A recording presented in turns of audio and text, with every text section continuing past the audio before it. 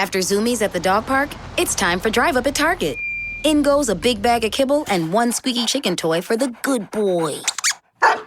Drive Up that's ready when you are, only in the Target app. Just tap Target. This episode is brought to you by Nespresso and Samra Origins by the Weekend Coffee Collection. Introducing Samra Origins. My collaboration with Nespresso is a connection to my roots, to my mother, Samra.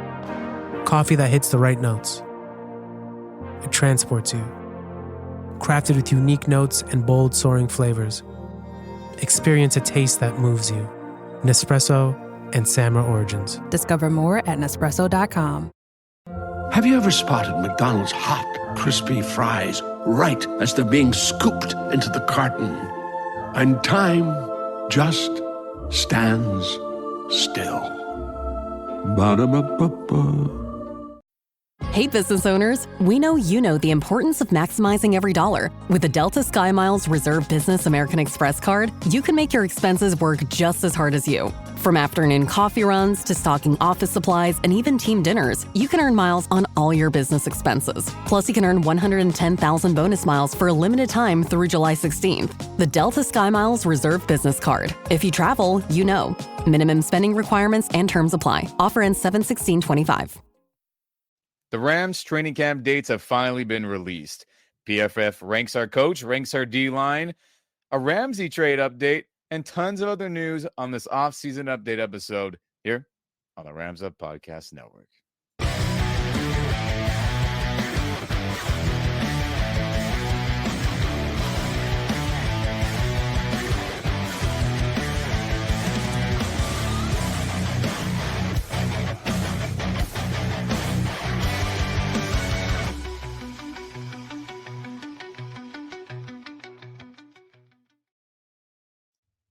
What's going on, everyone? Welcome back to the Rams Up Podcast Network. I'm Ian. That's Mark. If you're on YouTube, like this video, subscribe to the channel. If you're on the audio only or podcast side of things, share that podcast with all your fellow Rams fans. Any of those options, we very much appreciate it. But Mark, how you doing on this summertime day, man? San Diego treating you well? Yeah, it's been a long week, and I think this is the longest we've gone in a while. 3 or 4 days since we dropped a podcast. Life and work getting in the way, but so happy to get this episode out there.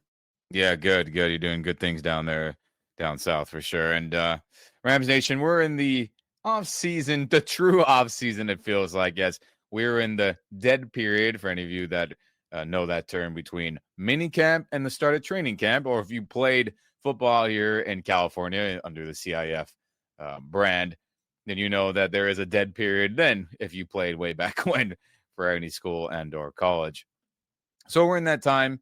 And during this time, we try to find really interesting articles, rankings, debates, and we try to, weigh in on that as best we can and share our analysis. But to start off here, Rams Nation, the 2025 training camp dates have been announced. As I'm excited. I'm sure many of you in the SoCal, LA region are also excited as, yes, here it is. From July 24th to August 3rd, the Rams training camp will be back at LMU, Loyola Marymount University, right there by LAX, close to Venice, close to Santa Monica, close to Hermosa, Manhattan Beach, all the way down west by the ocean where they had it last season.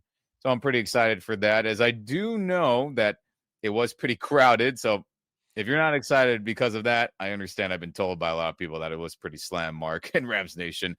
But here are the dates that are open to the public. And if you have not seen those yet, here they are in front of you if you're tuning in here on YouTube with us. Thursday, July 4th, all the way to Sunday, August 3rd. And obviously there's days that are not, in sequential order. You can see there's certain days that will not be happening. But again, here are the times where the gates will open and then when practice officially starts. So if you need tickets for these, they are free. Go on the Rams.com, find whatever specific link that will lead you to that. Claim your day, get your free tickets. Again, I'm not exactly sure how many you can get, maybe 1 or 2 or maybe more. But here they are, Rams Nation. You want to support your Rams, see your team before the season kicks off in September. Here's the schedule. And I'll do my best to be there, and I'll at least try to get to one and see some friends and see our players. What Yeah, about you? that Make your way. Saturday night. Saturday night practice starts at 4:40 p.m. on August 2nd. That is interesting. That could be a really nice evening in at Loyola Marymount. I have to take that into consideration. Heck yeah. I mean, I think one of those evening ones might do me good too. I'm thinking Yeah. about it because hey, look at the full scope of the sun is out here right now. So I should, as the months weigh on, I mean, we're gonna get pretty hot. I feel like so. How late do you think those Saturday night ones go? Yeah, an hour and a half. It always felt like the practices really weren't 2 hours to the public. The Yeah. team always has a walkthrough earlier in the morning or the day at some point because they are dorming there on the campus, I believe. I think like last season as well as, the Rams like to do that, whether it was at UC Irvine, which I enjoyed training camp being there, a bigger spot. And whether it's now here at LMU 2 years in a row, they'll be there, a walkthrough in the morning, and then they'll have the practice, whether they'll be in pads or not. I always thought it was maybe an hour and a half, not 2 hours. And Yeah, but that's it's good work. It's good work. that's very close to my wedding anniversary. That would be an awesome gift to my wife. We just head down there for a Rams practice and dinner. How about that? That's good, man. Just pay for that gas and pay for dinner. The ticket is free. So that's a good gift. You got to tell wifey for sure. And any of you out there, tell your wifeys, get you a free ticket. That's a nice gift no matter when your anniversary or birthday is. I'd appreciate that too if that were my wifey giving me that. For Rams Nation, LMU training camp coming up very, very soon. I'm excited to see you all down there. All right. So we got that going on, Rams Nation. But what's something else that's pretty cool that we saw recently? And that would be PFF rankings for multiple things, but we'll start with this one right here as PFF ranks the Rams defensive line. Now, this includes the nose tackles. This includes the D tackles, which we, consider defensive ends in our scheme, and the outside linebackers or edge rushers, another name for it. So this list that PFF compiled includes all those guys. Anyone that rushes the passer on a consistent basis pretty much or defends the run up front, from outside linebackers to D tackle, D ends, quote unquote, to the nose tackle. They included all of them in this ranking. So the Rams come up as the 9th best in the NFL. And a large portion for this ranking is, of course, the Young Bucks, the Fearsome Foursome Part 2, whatever name they'll give themselves, or JB Long or other ones, other Rams media, or maybe ourselves will pick a name for them for this new group. Kobe Turner, Braden Fisk, Byron Young, and Jared Verse are, of course, the main guys who are kicking ass up there and doing good. But this list also includes Puna Ford, who we just signed. It includes all of our backups and does not include the young bucks coming in from college, as this group could be, bolstered and boosted depending on what Josiah Stewart looks like, depending on what Brandon Jackson, looks like with him more playing time, and so forth with all our guys that were taken and that are young guys we haven't seen much of. But who is ahead of us? Well, I'll go through this list really quick. Pittsburgh Steelers are ranked number 1. Philadelphia Eagles are ranked number 2. The New York Giants, with all their trades and signings over the past couple of years, they're ranked number 3. Houston Texans are ranked number 4. Buffalo Bills are ranked number 5. Detroit Lions are ranked 6. Cleveland Browns, number 7. And then the Denver Broncos are at number 8. And then here we are at number 9 as. Yeah, I suspect that we would be higher, except for our pitiful run defense at times last year. They probably had to take that into account. But from just a pure pass rush perspective, I think we've got to be higher. Yeah, I mean, in terms of pass rush, absolutely. But they are including the run. Right. PFF includes every factor possible, which, cool, respect it. But hey, a top 10 unit, I think that's pretty fair. And they should be top 5 if they all play to their potential, right, Mark? Right, Rams Nation? If Byron Young and Jared Verse get better at tracking down athletic quarterbacks on the edge, it's more pressures, more sacks, more tackles for loss, that'll be a boost. If Braden Fisk and Kobe Turner get better at defending the run on a consistent basis, more Braden Fisk than Kobe Turner, that will be better. Puna Ford being the nose tackle instead of Kobe Turner flip-flopping from traditional D tackle DN to nose tackle. That will be a boost for him and his play. And then obviously we'll see what the young Bucks all behind them look like, as well as we're, excited for our Michigan man, Josiah Stewart, and see what he looks like, as he was a good player for the Wolverines, and Brennan Jackson, and of course, everyone else. But if those guys, those starters, improve in those little aspects, which I think they're talented enough to do, I mean, this unit should be top 5 at the end of the year, right, Mark? Oh yeah, and I'm especially excited about Tyler Davis and Ty Hamilton. See what they can do. That's right. Yeah. I think we're going to be a little more. I think we're going to have a stronger rotation. I think we're a little thin. When we get to that. Laurel Murchison and some of these other guys, Deshaun Johnson. They were good at times, but I think we might be better. A little bit more solid when we get to those second level guys that we have to rotate in occasionally. Yeah, and they'll have to play well, of course. I mean, there's no way that they can be average. That we need them to play, those moments when they're out there, and they need to play good. And we've seen that from our rotational guys. Think of the playoff game against the Eagles. We've seen a bunch of dudes play well at the D tackle spot when Braden was out, and I expect that to be the case. But on top of this defensive conversation, Mark and Rams Nation, and yes, shout out to PFF for ranking us 9th. I do expect them to be a top 5 unit. Everyone stays healthy. Everyone hits their ceiling of talent. It is crazy to think, and this is a crazy stat that I saw again, and I didn't realize this until I kind of dug deep on Over the Cap and looked at some numbers, but it is true that the Rams have the cheapest paid defense for the third year in a row. I mean, damn, Mark. 2023 was the start of it, right? The purging of all the veterans, right? See you later, Bobby Wagner. See you later, Jalen Ramsey. See you later, Leonard Floyd. See you later, everybody else you can think of. And that was the start of like the rebuild year that ended up turning out to be a nice, fun year, seeing the young guys play well. Aaron Donald was still on the roster, so he took up a large portion of that cap space and team spending on defense, but they were still ranked last in 2023. Crazy. 2024, Aaron Donald retires. A lot of his money is off the books. Not completely. He still has money on the books, by the way, this season. It's not completely off, so be it. But a large portion of that is the next wave of young bucks. Then you have Jared Verse on a rookie deal, Byron Young, Braden Fisk on a rookie deal. You get Cameron Kitchens. You get, Kobe Turner still, Kobe Turner still on his rookie deal. You get, who else am I blanking on right now? You get all the other guys, Omar Spates on an undrafted deal. I'm just trying to think if anyone who contributed at a high level or, on a, serious playing time level. McCullough. You have, Bobby Brown was on his rookie deal still. So there's tons of guys, and if I'm forgetting anybody, apologies on that. But that included with the cheap deal with Cameron Curl. You include the cheap deal for Akella Witherspoon on a vet minimum. Darius Williams getting some good starting money, but nothing crazy. Even signing Tre'Davious White, his money ended up being so hurtful as, he got benched and traded away and cut, excuse me.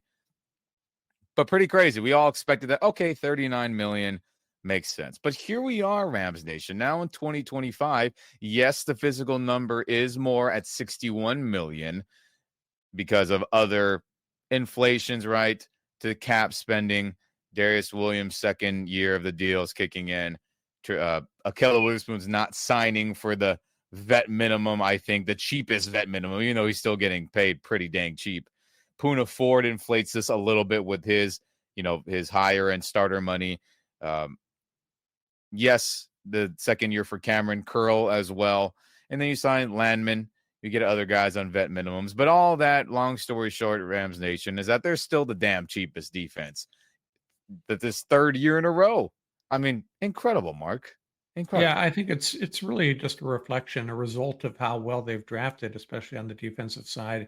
They haven't had a need really to go out and sign free agents, big money guys. They just kind of pick a guy here, a Cameron Curl here, a Nate Landman there, and the rest is just a bunch of young guys, undrafted rookies and draft picks.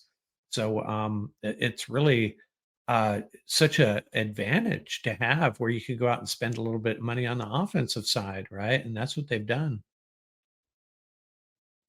Yeah, this team it's look at McVay's the offensive guy. He's the head coach. He has a lot of say in this team building. I mean, he does. At the end of the day, it's a very collaborative effort, which is nice, but he has a lot of say on how this team spends money. He does. And offense is the way we were going, and we have been for the last 3 years, clearly.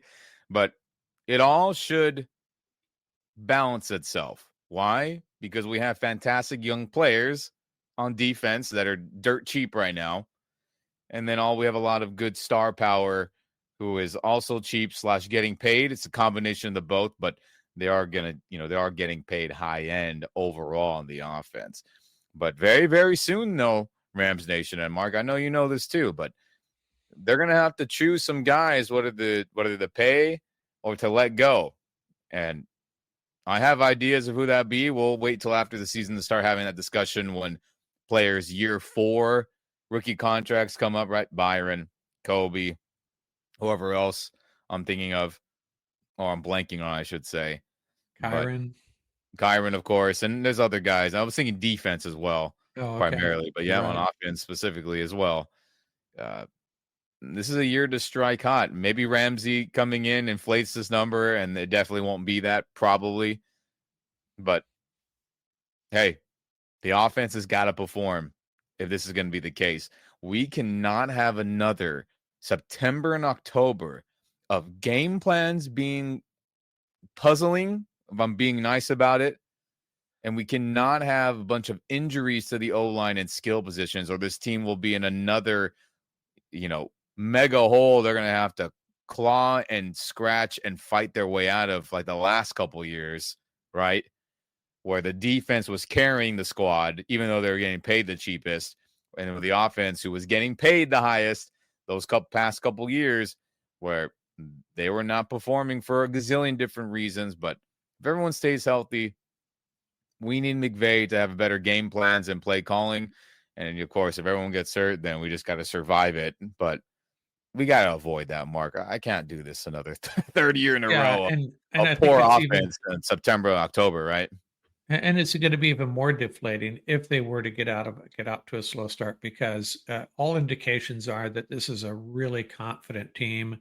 This clubhouse, this roster, everybody is pumped, ready to go.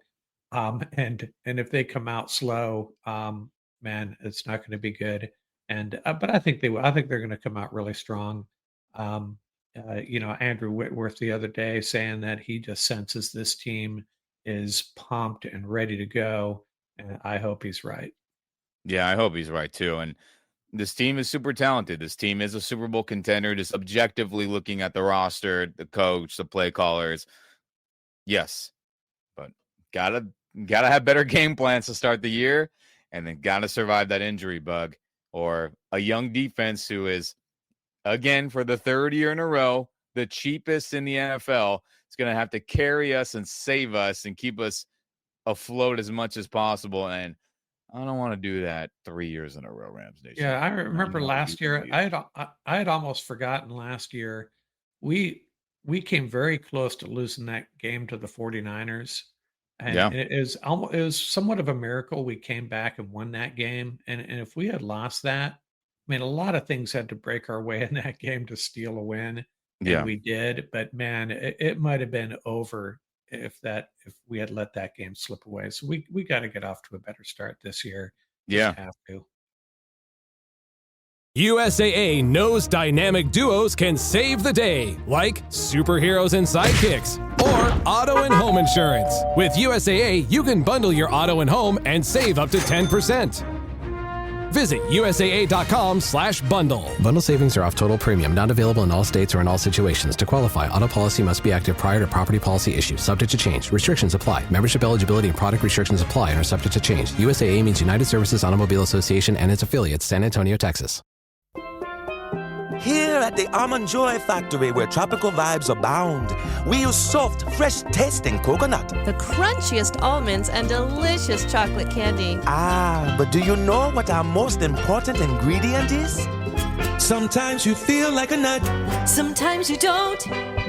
Almond Joy's got nuts and something even way better than that. Yes, Almond Joy is made with almonds and joy.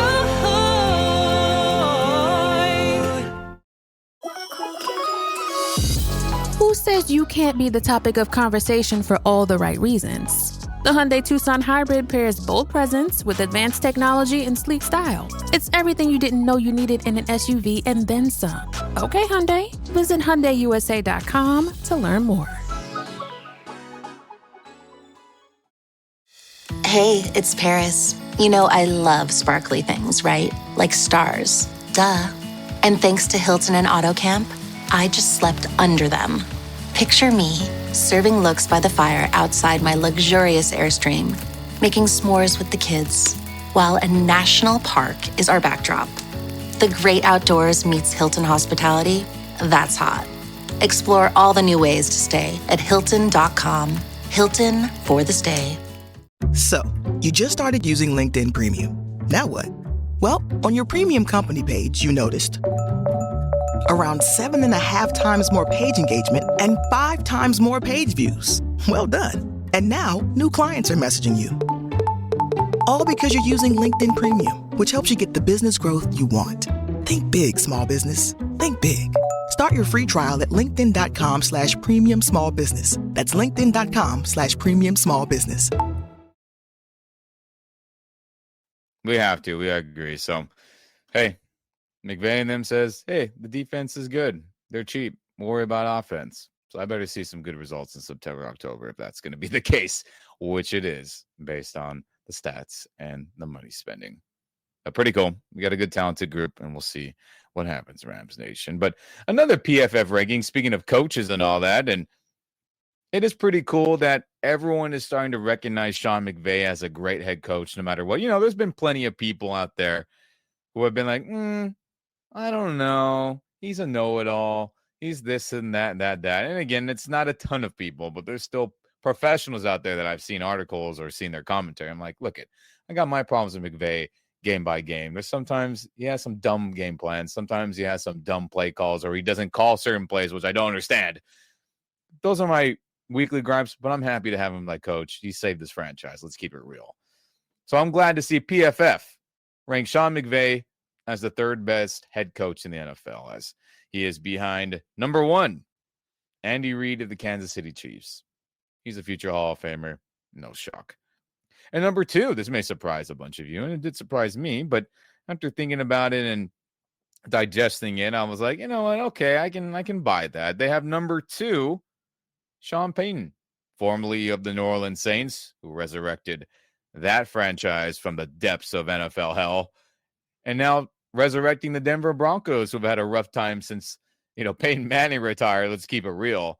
And he's getting a young squad together with his quarterback of choice and a good defense and, his overall good game plans and good head coaching.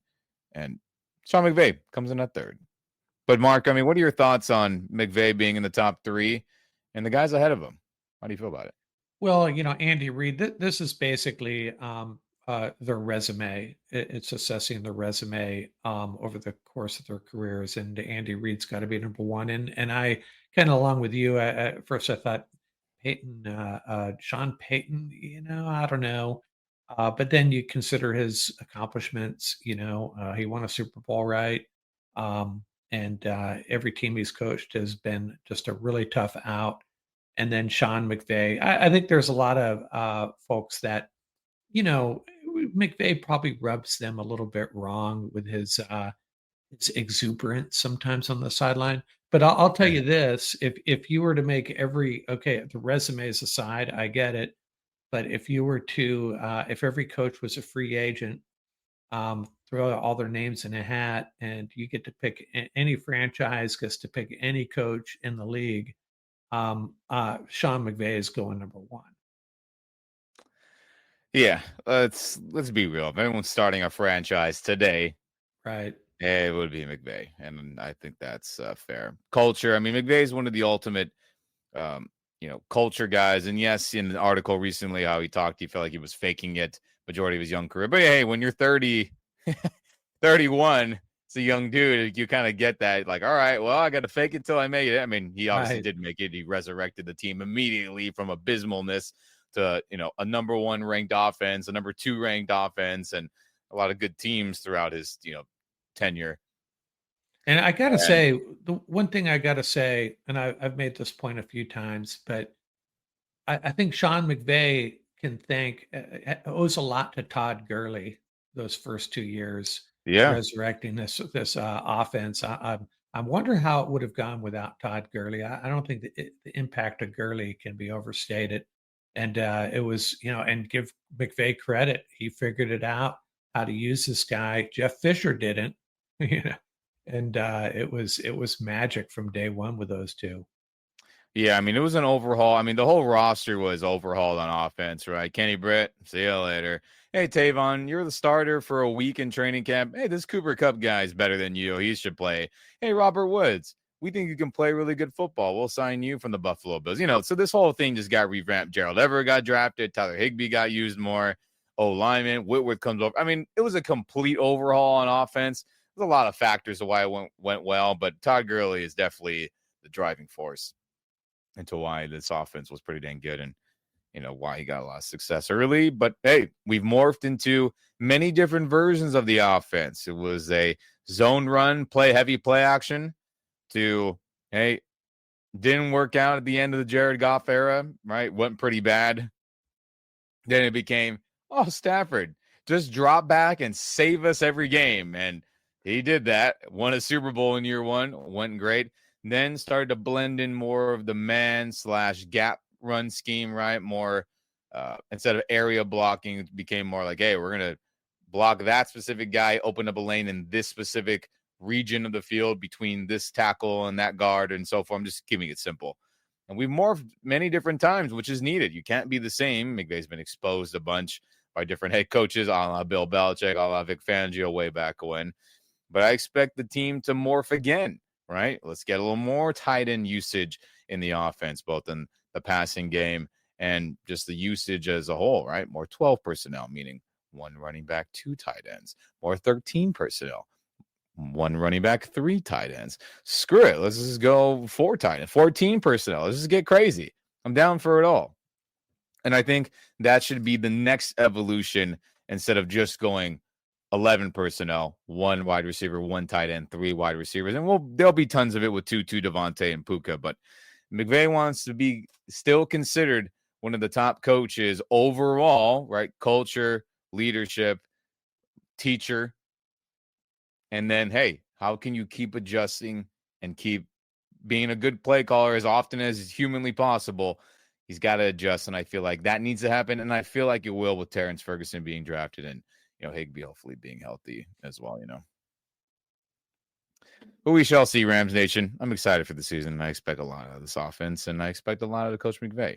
No more burning timeouts before the half is done or before the fourth quarter starts. He's been much better with that, and I think that gives him some PFF boosting on this ranking, even if they won't admit it. But hey, shout out to Sean McVay. And another NFL analyst, Rams Nation out there, is talking about running backs. And he got into the conversation about which running back would he rather have. It was kind of going by division. Hey, which guy would you rather have in the North, the South, the West, the East? And when we got to the NFC West, longtime NFL analyst Greg Rosenthal, who's done a great job for the network there, has had tons of great podcasts. He currently has a fun podcast where Rams insider for The Athletic, Jordan Rodriguez, will make weekly appearances and talk many, many topics outside of the Rams. She does a good job. But Greg said he'd rather have Kyren Williams over Christian McCaffrey, as that became something that a lot of the fandom got kind of shocked about. And then the opposing 49er fans are like, you're out of your damn mind, which I thought was pretty funny, hearing all that. But what exactly did he have to say? Let's pull this quote up, and you can kind of judge this for yourself. And Greg said, I want to have some love for the consistent player, Rosenthal said of Williams. He played the most snaps last season. This shocked me. Of anyone in the league, I'd actually would rather have him than McCaffrey because I'd just rather have a guy I know is going to be there, even though that I know at their peaks, McCaffrey is a better player. So Rosenthal's thinking here is that, all right, McCaffrey's all world pass game, pass blocking, run game, the do it all. I mean, Marshall Faulk level talent. Let's just keep it real. He is. But he's hurt a ton. His Carolina days, the last couple 90 years was going well, but this past season, the Madden curse got him and, had a bunch of major injuries that, was a big reason why that 49ers season was derailed. We benefit from it. Cool. But he's saying, hey, Kyren's out there, man. He's bulldozing. He's the power back. He's getting hit a ton. He's pass blocking good, and he's out there consistently. You can rely on him. So I get that argument. I totally get that argument, Mark, but woo, that's spicy because everyone's pro McCaffrey. Yeah, it depends on, your perspective. Who's the best running back? McCaffrey's the best running back. But who do you want as who do you want to build your offense around? That's the question. And if you build your offense around a guy like McCaffrey, it's a really, really big risk because, inevitably he's going to go down. And then what do? You better have a darn good backup. And, no one's going to measure up to McCaffrey as a backup even. And he's right. I'm not going to tell you Kyren's a better running back than McCaffrey, but I totally see his point. Kyren he's there on game day, and super durable as opposed to McCaffrey, just the opposite. And I love him. Great running back. I get it. But you got to be available. Yeah. The greatest ability is availability. Many Hall of Famers have said over the years. And Dion has said that. I think Michael Irvin has said that. I mean, there's tons of other guys. I think it's a common quote now, but it's the truth. And Kyren's been available. And for all the Kyren haters out there, I mean, this war has not stopped since the fumbles, Mark. We talked about it a ton. Yeah. The Rams, war of Kyren, a good player or not, and whether he's worth a contract, all those variables is just nonstop. People, the stats. I mean, it's crazy. It won't stop till he either screws up more or we win a championship. There's no in between, I feel like, with him. It's unfortunate. But Kyren is a good football player. Kyren is a valuable football player. Could other players around the league do what he's doing? Maybe. And probably. But are they a Rams guy? Do they fit the culture? Like Jordan Rodriguez said, Kyren Williams' draft profile and the way they value players' character, value their integrity, value their football instinct, and all those different crazy things that are outside of playing the game itself and the physical ability. Like Kyren Williams is the original model for a lot of these player profiles that the Rams are trying to find guys that fit into that. So the Rams love him. He is a Ram, grew up a St. Louis Ram fan. He is a good football player. So I see the hate, and I know I won't stop. And I get the arguments about the threshold of the contract. And I bring all that up to say, even the longtime NFL analyst thinks Kyren Williams is pretty dang good. So look it. I think you should too. Doesn't mean pay him $15 million a year. Doesn't mean pay him over 10. I get all that. But let's value Kyren Williams for being a good running back. I mean, for damn sake, he was an all-pro a couple years ago and carried this piss-poor offense when the passing game was all jacked up, right? He was the only one scoring touchdowns. So again, I vent to say, enjoy Kyren while he's here. He is a good player. I hope he doesn't fumble, and I hope he scores a lot of touchdowns like the last couple of years. Right, Mark?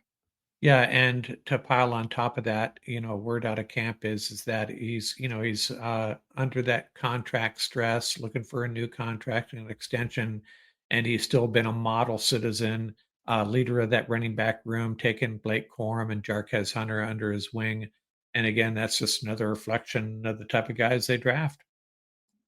Yep. He is one of the original Ram, drafty player models, right? They're trying to find more Kyren Williams-esque guys to be joining this team every draft. So, hey, shout out to Greg. Some Kyren respect out there when there's been a lot of negativity these last half a year or so. Yeah. Golly, but pretty bold, though. Kyren over McCaffrey. Can't say I hate it, though. But some other fun news, or I guess some stats we can digest, Rams Nation, is that Puka Nacua seems like every couple of days he's in NFL headlines as he is becoming a well-known, well-established, and well-respected superstar. You're starting to see national media folk claim him as a top 5 wide receiver. Not everyone yet, but many people. You're starting to see people just be fans of Nacua for his energy, for the way he carries himself, and all that fun stuff. But what do the stats say, right, Rams Nation? What does that say? And the stats on this one right here say that Puka Nacua is the number 1 wide receiver in first down catches, which is pretty dang incredible if you ask me. Because we think of Puka, we think of him getting the tough yardage, we think of him getting pretty dang open on those in or dig routes. You think of, the crazy sideline catches or a crazy back shoulder catch or him running a screen for 20 plus yards and him laying out D ends and linebackers, lead blocking and blocking. But when you think of him in terms of productivity, he is ranked number 1, Mark. I mean, pretty dang incredible. So let's pull up the stat right here.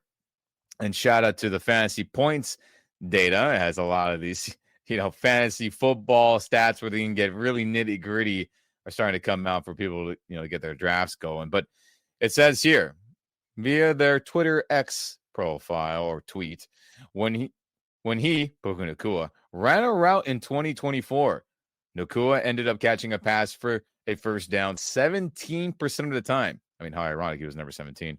That's more than double the rate of Cooper Kupp, who is at 8.4%.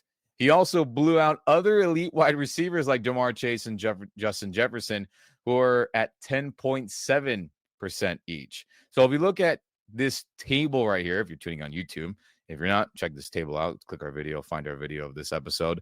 Puka Nacua ranked number 1 with that 17% catch rate that ended up being a first down. Incredible. Who's under him? A.J. Brown, an All-Pro. Amon-Ra St. Brown, an All-Pro. Mike Evans, a future Hall of Famer. Nico Collins, a Pro Bowl level All-Pro, leaning towards level wide receiver, who I think is a good player. Drake London with the Falcons. Johan Jennings with the Niners. Lan McConkey with the Chargers. Devontae Smith, another Eagle. And then Josh Downs for the Indianapolis Colts. But Puka Nacua sitting there at number 1 with that 17% of the time. I mean, remarkable, Mark. I'm not shocked. Yeah, and I would love to know how many of those did he catch? Did he have to catch and as yards after catch, picking up the first down? I bet you it's a very high percentage where he was catching it short, and his ability to get extra yards after the catch are amazing. But this stat really doesn't surprise me. I'm surprised we hadn't seen this before, but it kind of makes sense if you can, watching him all season long. It's just what he does, right? Yeah, no, it's incredible. I mean, again, the tough yardage on screens, the tough yardage when he's catching those comebacks or in dig routes, right? Think of like those 10, 15-yard in routes where Stafford lays it in the middle of the defense around that region, and he catches it, gets another 5 yards. Those jump balls or sideline catches where Stafford will chuck it up. It's like, Nacua will get it. He'll make a crazy catch. I mean, it's so common. He's just a special player. And this stat backs it up even more. And I'm glad that the national media, like I pointed out earlier, is really starting to catch on and have Nacua in those conversations. And it's beautiful, right? We all thought that the Allen Robinson thing really set this team back. And it's like, it's going to be Cooper Kupp and a bunch of kids. And then, Nacua. Actually, he's better than Kupp now, like out of like immediately, and broke records, continues to ball out. I mean, we're so lucky to have him. We're blessed, and he'll get a fat contract from the Rams when his time is coming up after this season. I mean, no doubt about it. He will get extended, and he'll make top of the market money, and deservedly so. Again, the blocking, the catching, the route running, the tough yards, the run game, jet sweeps. I mean, all of it. I mean, complete wide receiver. He's got to be in the top 3 of run blocking efficiency if he's not number 1, right? I mean, he's an all-pro level receiver. I expect him to be that and get voted as such this upcoming season if he stays healthy. Yeah. And I'm pretty dang sure he's number 1 in Rams jersey sales as well. As he should. As you know, Rams are going worldwide now. Australia, Right. all of the Asian nations, right? England will be going, or just in Maui, Hawaii, and LA, California, and all the other Polynesian Islander people hopefully enjoying some Puka Nakua. So yeah, Puka Nakua, man, a baller, a future All-Pro, and hopefully he'll be a Super Bowl champion at the end of the season, which will cap off a great young start to his career. But Nakua is that dude. Again, ranked number 1 in first down catches this past 2024 season, with 17% above tons of other All-Pro guys. Baller. Absolute baller. But with that, Rams Nation, we got to give you a Ramsey trade update, right? As we all are hopeful that Jalen Ramsey will end up back on the Rams somehow, some way. As we have talked about it a ton here on previous episodes within the last couple of months, that the compensation that the Dolphins are looking for is just too much for the Rams. I mean, the Rams are like, yeah, we traded him away because we didn't want to pay him the money you paid him. So we're not going to take on that contract. We're not going to give you a bunch of draft capital back. Doesn't make sense for us for all those reasons and more. So Adam Schefter has reported that, he still expects the Ramsey to get traded. Ian Rappaport, also NFL Network's insider, has also said that he also expects Ramsey to get moved. And our own deadline here, Mark, has been around training camp, or before training camp, right? Before things really start to ramp up, right? Preseason games, getting the roster situated, seeing which guys can play or not. And that'll be important for the Dolphins if he's not going to be a starting corner for them. And that'll be important for us if he is going to be a starting corner. And I think around that time we'll get our final answer. But multiple insiders, including Schefter and Rappaport, have said that LA is still on Ramsey's mind. They said the Chargers or the Rams are still floating around for Ramsey. And those rumors and or swirling of insider knowledge is still hovering in the NFL world. So makes sense. Chargers because he wants to play with his old teammate from Florida State, Derwin James. He's been very vocal how he's always wanted to play with him, and Derwin always wanted to play with Jalen. Makes sense. And then, of course, a Rams reunion for the team he never wanted to leave from. So, Jalen loves Los Angeles, and I'm sure he'd want to play for Harbaugh's Chargers to team up with Derwin, and then if not, come back to the Rams and, go on a hopeful and likely Super Bowl run. But what do you think, Mark? You think he lands in LA, whether it's us or the Chargers, like the insiders are saying? Before I answer, I will say I've heard rumblings a wild card could be the Raiders, but Tom Brady would have to give it his blessing, and I'm not sure that's going to happen. But that said, I don't really. Sometimes I don't think I really care if he joins the Rams or not. I feel really good about this defense, and I don't think he's going to improve the outside corner position. Like you've said, he's going to, play a star position for the Rams. That said, I would be super excited if they landed him. You know how it is. It's like, whatever. We're fine without him. But the moment they land him, I'm going to be pretty pumped if that's what happens. Yeah, I'll be pretty pumped. But I don't expect a trade to happen unless the Dolphins really eat a lot of that salary, what they're going to pay him, right? I don't have to be almost Von Miller-esque in 2021. Obviously, we gave up or we gave up a second and third round pick, but that's not happening with this Ramsey trade if it were to happen. But I expect, just like teams wait us out all the damn time, right? Remember, Leonard Floyd's on the trading block. No one traded for him. We cut him. Oh, Cooper Kupp's on the trading block. High salary. No one traded for him. Cut him. then he signs with the Seahawks. So I expect that to happen with Ramsey. And if that does, around the training camp, kind of early training camp era, which I think will be the deadline just in my mind, but could go longer. I think he does come back to LA and chooses to, rejoin us. Could he go to the Chargers and team up with Derwin? But let's be real. Herbert, who hasn't proved anything, I think he's a talented quarterback, right? Receivers, they're in the AFC. You got to get through it's a tougher road, right?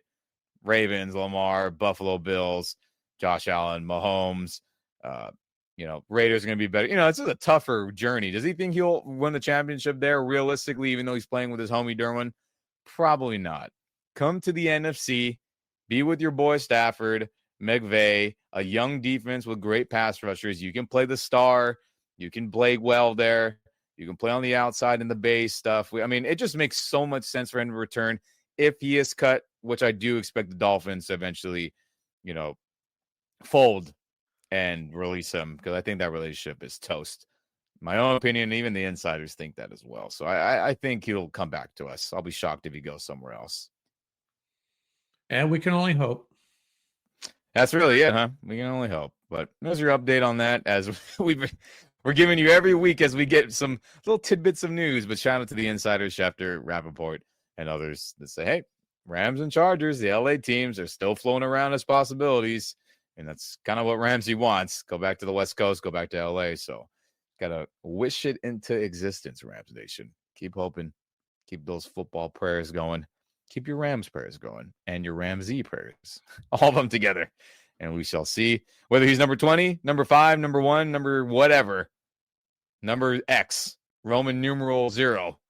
I'll be glad to have him back in a Rams jersey and playing for a hopeful Super Bowl contender.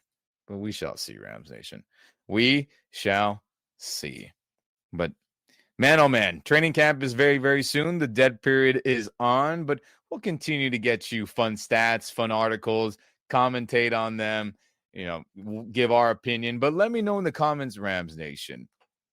Do you think the Rams D line is only the 9th best in the NFL? Again, that includes nose tackle, D tackles, outside linebackers, the edge rushers as a whole, from starters to backups, third string, etc. Do you think they're the 9th best? Should they be worse? Should it be better? And again, think of the run game, think of the pass game, pass rushing, all of that combined. And then do you think Sean McVay is the 3rd best coach in the NFL? Do you think he should be number 1, number 2, 3, lower based on stuff? Let me know in the comments.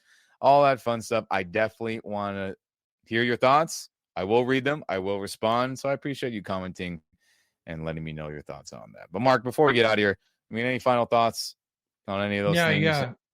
Yeah, I just wanted to share. We'll get some rolling on some new fun content here over the next week. I hope to have a friend of the show back on Saturday or Sunday. And hey, if any of you out there want to join me for a Rapping with a Ram fan session, send me an email. It's a good time of year to do that. Just jump on with me and we'll talk Rams football. And we'll get some more content flowing over the next couple of weeks. Yep, the content will keep coming during this dead period, Rams Nation. Do not worry. But again, if you're on YouTube, like this video, subscribe to the channel. And if you are on the audio only or podcast only side of things, share this podcast, share this audio with all your fellow Rams fans. All that helps us out to get our fellow Rams fans to hear our content, and all those options, we very much appreciate it, Rams Nation. But never forget, dead period or not, go Rams, baby.